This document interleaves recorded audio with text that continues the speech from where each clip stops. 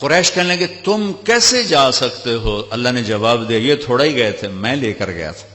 قریش نے کہا بغیر سواریوں پر اتنا وقت لگ جاتا ہے، تم بغیر سواری کے کیسے چلے گئے آ گئے؟ تو اللہ نے کہا یہ نہیں گئے، اسرا بعبدہ، میں لے کر گیا، میں لے کر گیا۔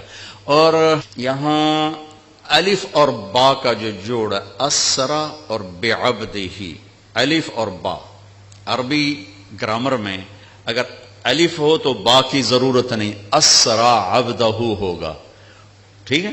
اور اگر با ہو تو الف کی ضرورت نہیں، سرا بعبدہ ہی ہوگا۔ میری بات واضح ہوئی ہے نا؟ الف ہو نا، با کی ضرورت نہیں، اسرا عبدہ، اور اگر با ہو تو الف کی ضرورت نہیں، سرا بعبدہ ہی۔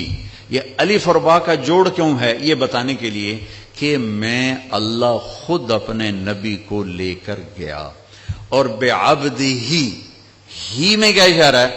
اب لوگ کون ہو کہ جی ہم کسٹم والے، میں کون ہوں جی؟ یہ جی مسجد والے، یہ کون ہے جی؟ یہ جی کپڑے والے۔ تو اللہ کہہ رہا ہے بعبدہ ہی، یہ کون ہے؟ یہ میرا بندہ ہے، یہ میرا ہے اور میں ان کا ہوں، بعبدہ ہی۔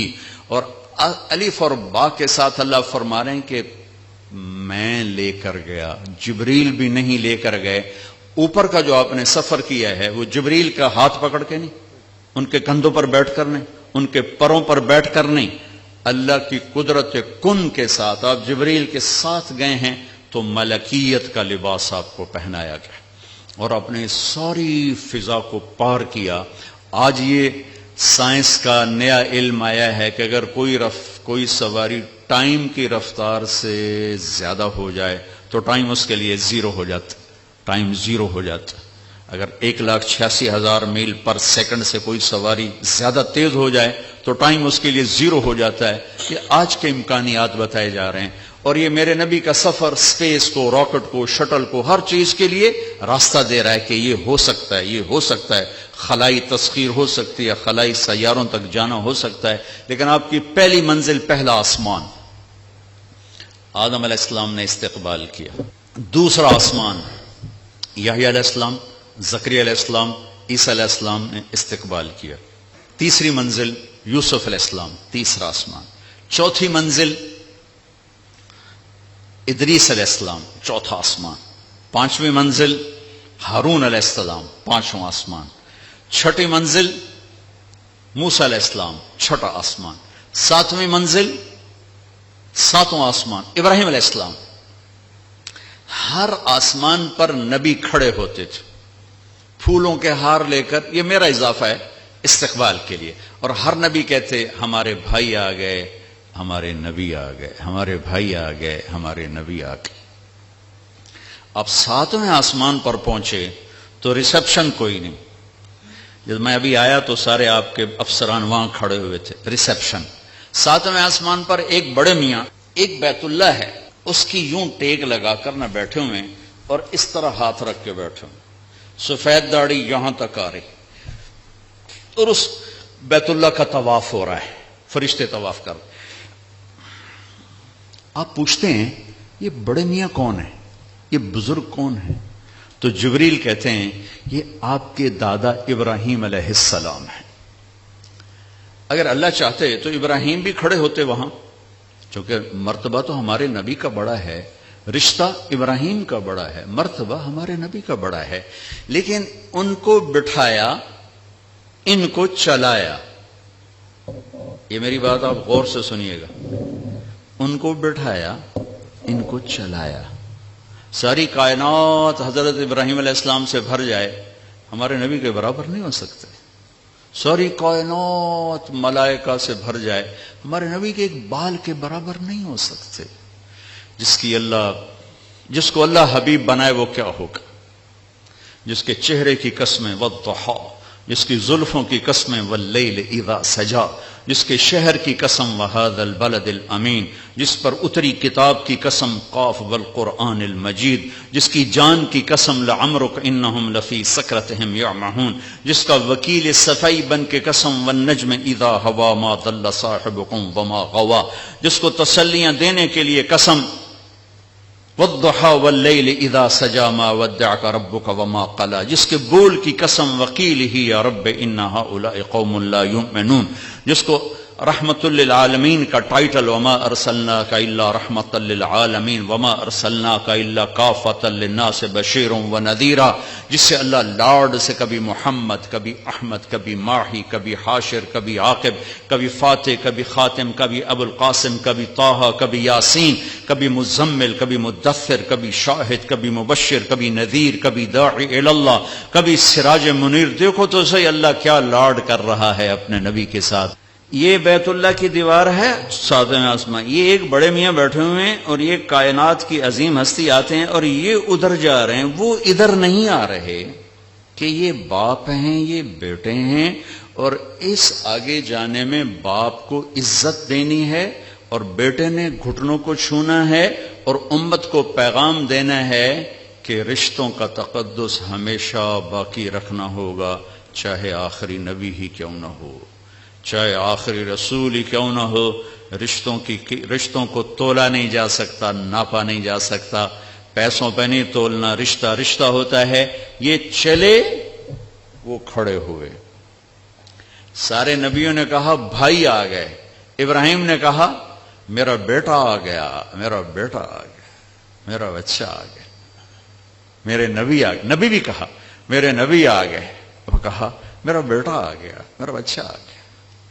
پھر گلے لگایا، پھر ماتھا چوما۔ یہ کسی نے نہیں کیا، یہ ابراہیم نے کیا۔ گلے لگایا، ماتھا چوما، آگے روانہ کیا، ایک پیغام ڈیلیور کیا کہ میرے نبی آپ اتنے مقام کے ہو کر بھی اپنی امت کو پیغام دیں کہ اپنے باپ کے آگے سر جھکائیں، اپنی امت کو پیغام دیں کہ ماں باپ کے رشتے کے سامنے اولاد کو بھی جھکنا پڑتا ہے۔ ابراہیم ملے اور اب جانے لگے تو کہا بیٹا اپنی امت کو میرا سلام کہہ دینا۔ سبحان اللہ، یہ رشتہ بہت گہرا تھا نا، کہ اپنی امت کو میرا سلام کہنا، اور انہیں کہنا جنت خالی زمین ہے اور اس کے باغ باغیچے سبحان اللہ، الحمدللہ، لا الہ الا اللہ، اللہ اکبر ہیں، جتنا کہیں گے اتنے درخت وہاں لگتے جائیں گے۔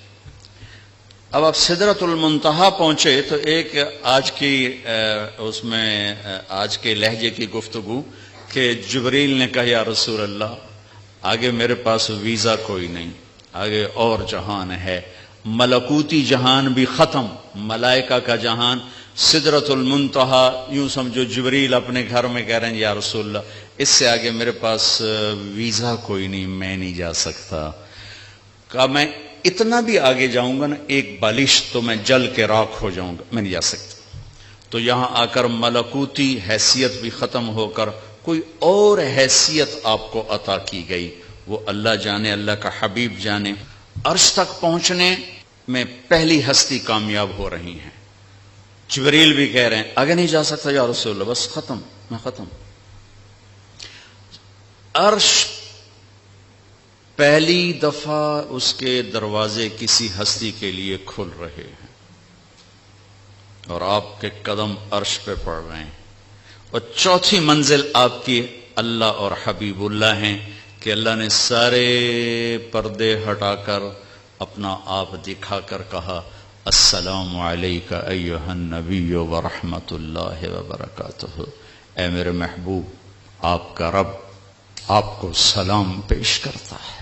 اور یہاں حبیب اور حبیب اللہ میں ملاقات ہے، ثم دنا فتدلی فکان قاب قوسین او ادنی۔ یہ لفظ آپ نے سنا ہوگا، قاب قوسین، قاب قوسین۔ میں آپ کو آج اس کی تصویر بنا کے دکھاتا ہوں کہ قاب قوسین کا مطلب کیا ہے۔ عربوں میں اکثر لڑائی ہوتی رہتی تھی، جب ان میں صلح ہوتی تھی تو قبیلوں کے سردار کٹھے ہوتے تھے اور صلح ہو رہی۔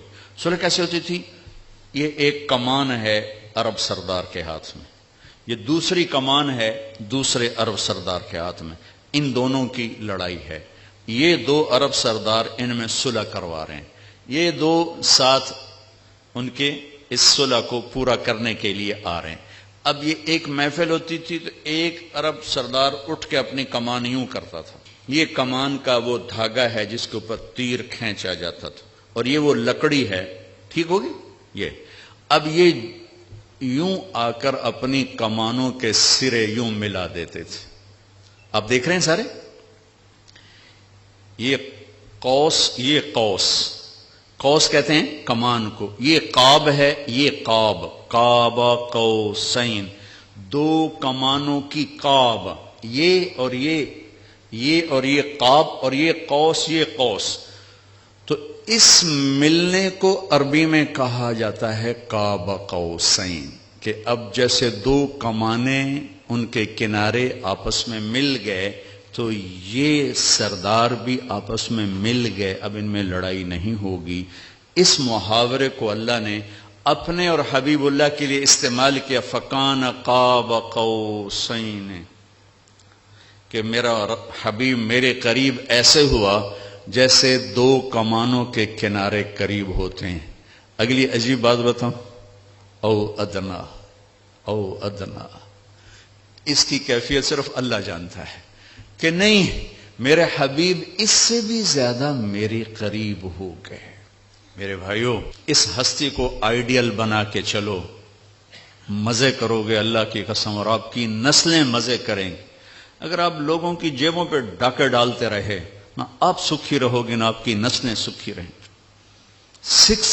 60 کی دہائی کے ایک چیئرمین پورے مغربی پاکستان کے، ہمارے قریبی رشتہ داروں میں تھے، انہوں نے حرام دولت کے ڈھیر لگا دی، پھر اچانک مر گئے.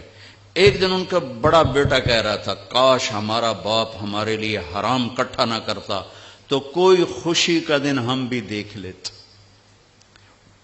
اور میں نے اس آدمی سے ان کانوں سے سنا، میں اج مر جاواں میری دھی نو کسے دی پرواہ کوئی نہیں. بیٹی کمزور ہوتی ہے نا، بیٹوں کا نام نہیں لیتا، بیٹی، میں اج مر جاواں میری دھی نو کسے دی پرواہ کوئی نہیں. آئے ہائے ہائے، اس کا بیٹا کہہ رہا تھا، کاش ہمارا باپ ہمارے لیے حرام کٹھا نہ کرتا تو کوئی خوشی کا دن ہم بھی دیکھ لیتے. پیٹ پہ پتھر باندھ لیے کہ میری امت پیسے پر نہ بک جائے، چوپڑی روٹی پراٹھے اور انڈے پر نہ بک جائے. 3 دن کے فاقے برداشت کیے.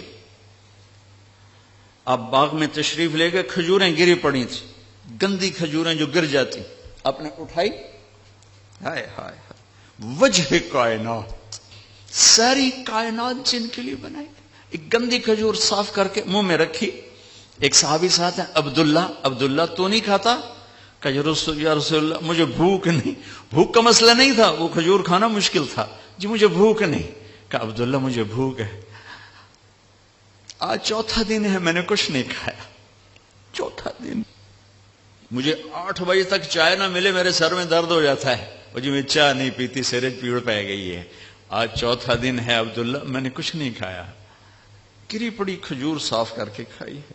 کسٹم والوں کو پیغام دیا ہے، پیسہ سب کچھ نہیں ہوتا ہے، انسانیت بہت بڑی معراج ہے. اللہ کا ترازو پیسے کو نہیں تولے گا، تیرے کردار کو تولے گا، تیری سچائی کو تولے گا، تیری دیانت کو تولے گا.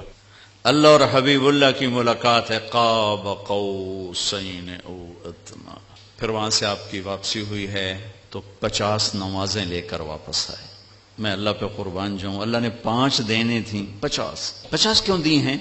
نماز کی اہمیت بتانے کے لیے کہ نماز بڑی عظیم چیز ہے. آگے آپ نے کچھ کہا ہی نہیں، چپ کر کے واپس آ گئے. تو میں نے کہیں پڑھا نہیں، لیکن مجھے لگتا ہے اللہ نے 6 آسمان پہ موسیٰ علیہ السلام کو کھڑا کر دیا، ہوگا، چونکہ پڑھا ہوا نہیں، وجدان ہے. یا رسول اللہ، اللہ کی ملاقات کیسی رہی؟ بہت اچھی رہی. کیا ملا؟ کہ 50 نمازیں. کہا توبہ یا رسول اللہ، یہ کون پڑھیں گے؟ اب واپس جا کے تھوڑی کم کروائیں. واپس گئے، 5 کٹ. پھر آگے موسیٰ کھڑے تھے، کتنی؟ 5. نہیں یا رسول، واپس جائیں. پھر 5. 9 چکر لگے، آنا جانا 5. صرف یہ بتانے کے لیے کہ کسٹم والوں، نماز بھی ایک بہت بڑا حکم ہے. جب 5 رہ گئیں تو موسیٰ علیہ السلام نے پھر کہا واپس جائیں، کوئی نہیں پڑھیں گے. آپ نے کہا مجھے شرم آتی ہے، اب 5 کم ہو رہے ہیں، اب جاؤں گا تو 5 کم ہو گئی تو پیچھے کیا بچا؟ میں نہیں جاتا. تو کہنے لگے چلو ٹھیک. میری امت پہ 2 نمازیں فرض تھیں، انہوں نے کوئی نہ پڑھی. یہ کسٹم والے 5 کتوں پڑھنے نے، ایک نہیں پڑھنی، 5 کتوں پڑھنی. میں کہا نہیں، میں نہیں، بس اب ٹھیک ہے. یہ پھر غیب سے آواز آئی اوپر سے، میرے حبیب آپ نے 5 قبول کی، ہمارے ہاں 50 ہی ہیں، آپ کی امت 1 پڑھے گی 10 لکھی جائیں گی، 1 پڑھے گی 10 لکھی جائے گی. تو یہ وہاں سے تحفہ لے کر آئے. وَلَقَدْ رَآهُ نَزْلَةً أُخْرَى عِنْدَ سِدْرَةِ الْمُنْتَهَى، پھر واپسی پہ جبریل سے پھر آپ کی ملاقات ہوئی، پھر آپ وہاں سے واپس آئے اور پھر بیت المقدس پہنچے، پھر وہاں سے براق پہ سوار ہوئے، اور صبح نہیں اسی وقت آپ کے سردی کا زمانہ تھا، بستر کی گرمائش ابھی ختم نہیں ہوئی تھی کہ آپ واپس اپنے بستر پر تشریف لے آئے۔ صبح آپ نے حضرت خدیجہ سے کہا یہ ہوا ہے، میں بتانا چاہتا ہوں۔ وہ ڈر گئی، یا رسول اللہ لوگ تو بہت جھٹلائیں گے۔ کہا جھٹلائیں، جو مرضی کریں، میں بتانا چاہتا ہوں۔ آپ حرم میں تشریف لائے اور آپ نے یہ اعلان کیا میرا رات یہ سفر ہوا۔ تو ایک آدمی بھاگا، وہاں سے بھاگا آیا ابو بکر کے پاس۔ ابو بکر، اگر ایک آدمی یوں کہے میں راتوں رات فلسطین بیت المقدس گیا، پھر اوپر گیا، پھر اسی رات واپس آ گیا، تم مانو گے؟ تو ابو بکر نے کہا کہنے والا کون ہے؟ کہا کہنے والا تیرا ساتھی ہے۔ کہا پھر میں مانتا ہوں۔ یہاں سے آپ کو صدیق کا ٹائٹل ملا، صدیق، لکل امت صدیق، ہر امت کا ایک صدیق ہے، میری امت کا صدیق ابو بکر ہے۔ میں صرف اتنا کہوں گا کچھ ٹائم نکال کر اپنے نبی کی سیرت پڑھیں، قرآن پڑھیں۔ میں آپ کو مسئلے مسائل بتانے نہیں آیا تھا، صرف اپنے نبی کی زندگی کے چند پہلو بتانے آیا تھا۔ آگے آپ کے اندر میں ایمان والا ایک بیٹھا ہوا ہے، پورا ایک فرد اندر بیٹھا ہوا ہے۔ ایک غلام محمد یہ کپڑوں میں ہے، ایک طارق جمیل کپڑوں میں ہے، ایک اس کے اندر ہے جو کبھی خطا نہیں کھاتا، کبھی غلط مشورہ نہیں دیتا، ہمیشہ سچ بولتا ہے، ہمیشہ صحیح کہتا ہے، ہمیشہ صحیح بات کرتا ہے، صحیح قبول کرتا ہے، غلط کو رد کرتا ہے۔ میں اسے تھپکیاں دے کے سلا دیتا ہوں، چپ کر سارا جہان کر رہا ہے، تو کی تاں کی ہو گیا۔ وہ چلاتا رہتا ہے وہ غلط ہو رہا ہے، غلط ہو رہا ہے، غلط ہو رہا ہے۔ میں کہتا ہوں بکواس نہ کر، میں نے بچے پالنے ہیں، میں نے ان کے گھر بنانے، میں نے ان کی فیسیں بھرنی، میں نے ان کے فیوچر کو سنوارنا ہے، تو مجھے کیا سنا رہا ہے؟ سارا جہان کر رہا ہے، میں نے کر دیا تو کیا ہو گیا؟ یہ جنگ چلتی رہتی ہے۔ یہ اندر سسٹم ایمان، کتنا ہی ایمان کو گرا کے رکھ دو، وہ آواز لگاتا ہے، وہ صدا دیتا ہے۔ جو سن لیتا ہے وہ بیدار ہو جاتا ہے، جو نہیں سنتا پھر وہ موت پہ بیدار ہوتا ہے، پھر وہ بیداری کام نہیں آتی۔ حضرت علی کا فرمان ہے الناس نیام اذا مات انتبہوا، لوگ سوئے ہوئے ہیں، جب موت آئے گی آنکھ کھلے گی۔ خوش قسمت ہے جو مرنے سے پہلے آنکھ کھول کے دیکھ لے کہ یہ حق ہے اور یہ باطل ہے، یہ سچ ہے، یہ جھوٹ ہے۔ میرے نبی نے فرمایا میرا امتی ہر عیب کر سکتا ہے، ایک جھوٹ نہیں بول سکتا، ایک دھوکہ نہیں دے سکتا۔ میرا سارا دیش جھوٹ اور دھوکے سے بھرا پڑا۔ میں نیوزی لینڈ گیا، میں ڈپریشن کا شکار ہو گیا یہ سن کر کے پورے نیوزی لینڈ میں ایک آدمی جھوٹ نہیں بولتا، ایک آدمی جھوٹ نہیں بولتا۔ وہ میرا دفتر ہو، میری منڈی ہو، میرے کھیت ہوں، میرا سندھ ہو، میرا بلوچستان ہو، میرا سرحد ہو، میرا پنجاب ہو، سچ بولنے والے تو نظر ہی کوئی نہیں آتے۔ کون ہیں، کہاں ہیں؟ 100 میں 10 آدمی نمازی مل جاتے ہیں، 1 کروڑ میں ایک سچ بولنے والا نہیں ملتا۔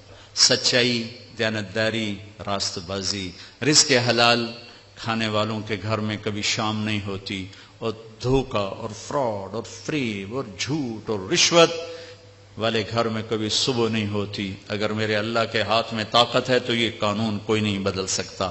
یہی میرے رب کا قانون رہے گا کہ کبھی کبھی کبھی سچائی پر خزاں نہیں آتی، اور کبھی کبھی کبھی دھوکے جھوٹ پر بہار نہیں آتی۔ سچائی کا سورج زوال پذیر نہیں ہوتا، اور جھوٹ، ظلم و ستم کا سورج کبھی طلوع نہیں ہوتا، وہ ہمیشہ اندھیروں میں انسان کو بھٹکا دیتا ہے۔